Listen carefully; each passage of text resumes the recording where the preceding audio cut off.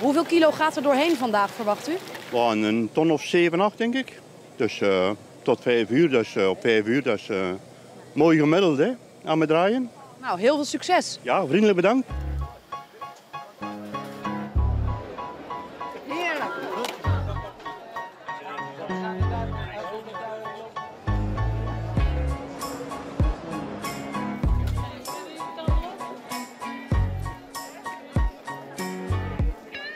De Mosseldag Ierseke draait natuurlijk allemaal om de Zeeuwse mossel.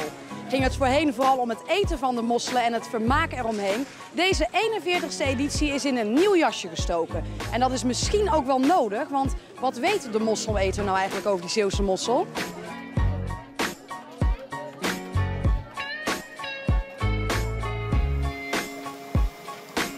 Waar of niet waar, ook in een mossel kan een pareltje zitten. Waar, denk ik. Maar u twijfelt wel. Ik twijfel heel hard. Het is een gok, puur gok. Ik kom hier al een jaar of 5 met de motor. We zal een dagje uit hier en hier zitten. Dus de kraampjes bezoeken en de mosseltjes eten, ja. Dan weet u vast ook een hele hoop over de mossel. Een hele hoop niet. Ik weet wel dat ze lekker zijn hier en hier zeker. Lieve vers.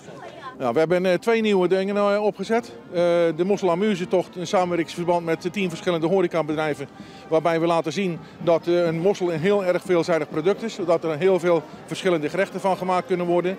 En anderzijds hebben we nu de Mosselwereld ook erbij. Waarbij we laten zien dat, hoe een mossel ontwikkeld wordt vanaf het zaadje totdat hij eigenlijk geschikt is voor de consument. En waarom is dat belangrijk om dat aan alle bezoekers hier duidelijk te maken?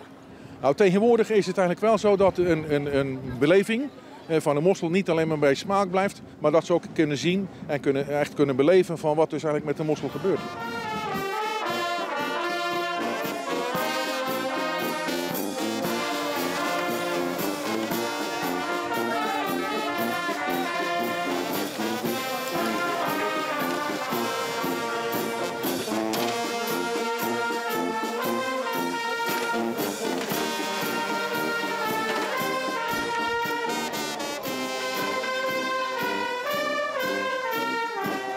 Wat zijn nou dingen die de meeste bezoekers niet weten over mosselen? Mensen weten vaak niet dat je mosselen een keer of 4, 5 opvist voordat ze groot zijn. Mensen denken vaak dat het 1 keer opvissen is en klaar.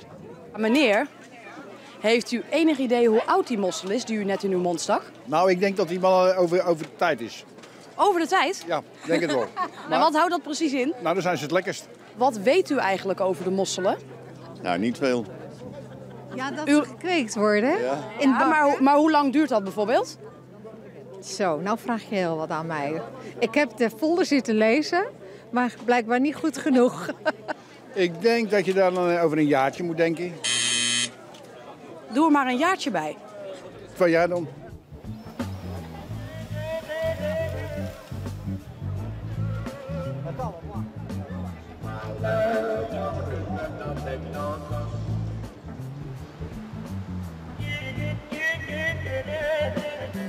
Hoort dit nou echt bij de Mosseldag?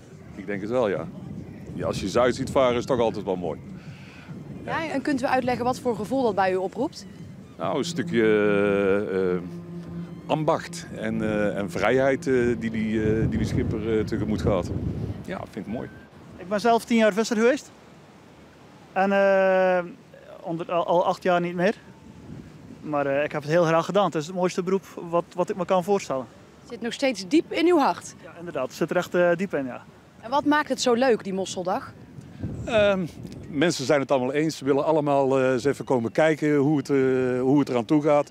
Hoe die cultuur van die mossels en de oesters is. Nou, ik vind het ook hartstikke interessant. En heeft u ze al gegeten? Nog niet. Gaan we dadelijk doen. Smakelijk alvast. Dankjewel.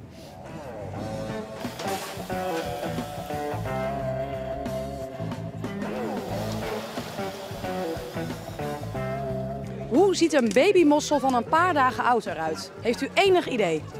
Geen flauw idee. Dat is echt nog een zaadje. Het is nog niet eens een schelp. Het is echt een larfje dat nog in het water zweeft. Witte mossels zijn mannetjes, vrouwelijke mossels zijn oranje. Niet waar. Heel goed.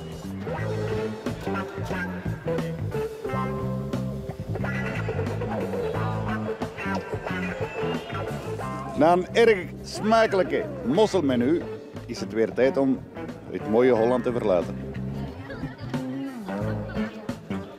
Ieder jaar zijn wij hier, volgend jaar sowieso. Hopelijk de mosselen een klein beetje groter en dan zijn ze nog lekkerder dan nu. Maar het was top.